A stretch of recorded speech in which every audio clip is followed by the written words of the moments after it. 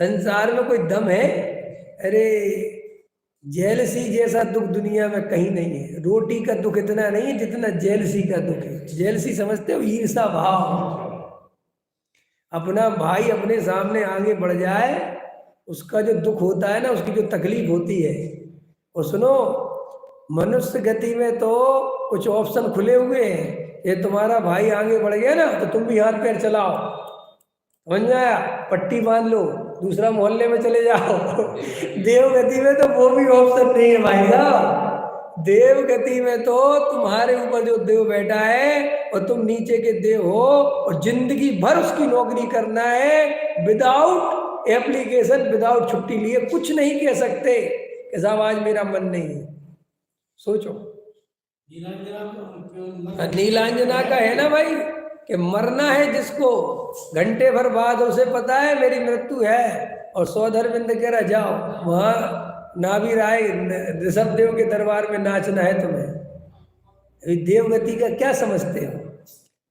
तो तुम और हम क्या समझे? क्या तो क्या समझे? अरे समझो ये कि संसार विषय सुख होता तो तीर्थंक। देखो, संसार का पर्यायवाची नाम है जहां दुख ही दुख है। क्या? संसार का पर्यायवाची नाम है दुख। जहां दुख के अलावा कुछ नहीं है उसका नाम है चार गति, संसार। और जहां सुख के अलावा कुछ नहीं है उसका नाम है आत्मा, त्रिकाली ध्रुव, जिसमें जाकर सुख ही सुख है। अनंत अनंत अनंत अनंत निराकुलता है और संसार में अनंत आकुलता है। इसलिए आचार्य कहते हैं ये तो तुम्हारी भूल है, ये तो मन तुम्हें भ्रमित करता है कि तुम द्रव्य क्षेत्र काल भाव बदल लो, तुम जगह बदल लो, तुम स्थान बदल लो, तुम यहाँ चले जाओ वहाँ चले जाओ। कुछ नहीं, सब बेकार की बातें हैं। जब वहाँ जाते हैं तो वहाँ के अलग प्रकार की समस्याएं खड़ी हो जाती है।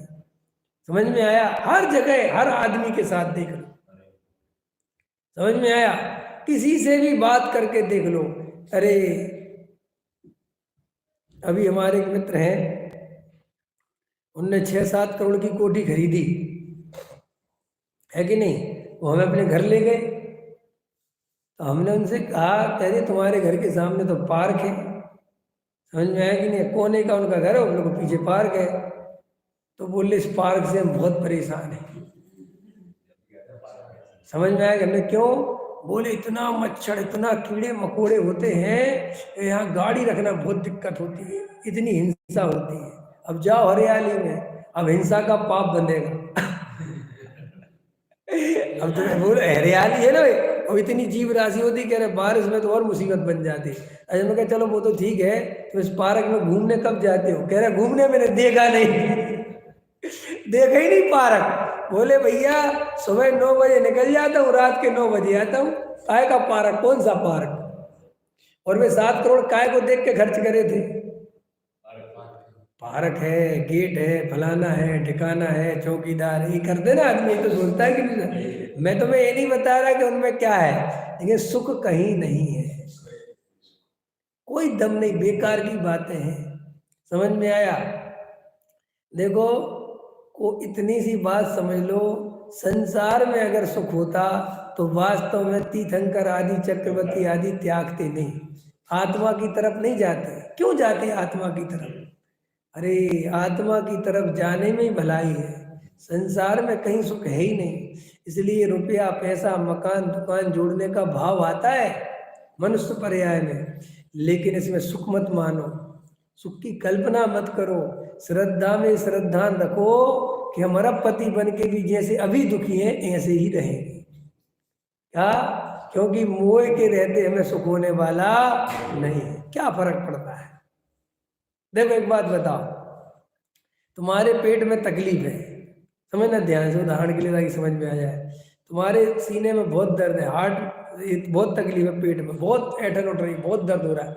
अच्छा बताओ, एसी रूम में रखे तुम्हें कि नॉर्मल रूम में रखे? बोलो, तुम्हें वीआईपी रूम मिलेगा अस्पताल में क्या भैया? वीआईपी रूम में रखोगे तो वो रूम तो मेरे से भिन्न है ना, दर्द तो मेरे अंदर है ना, कि नहीं? नहीं, वीआईपी रूम का मजा तो लो। कौन सा मजा लो? क्या मजा लो? ऐसे ही आचार्य कहते हैं दुख तो मोह से है। दुख तो कैसे है, और तू मुँह का इलाज करता नहीं, जगह बदलता फिरता है और मुँह साथ में लेके घूम रहा है।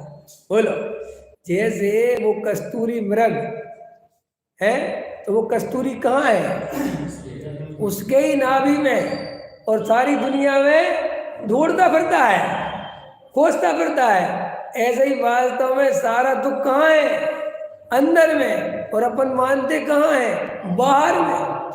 और अपन परेशान है कि दुख मिटाओ दुख मिटाओ। आचार्य कह रहे भैया जो मोह है यही तो दुख है। ये बात हमें समझ में नहीं आती।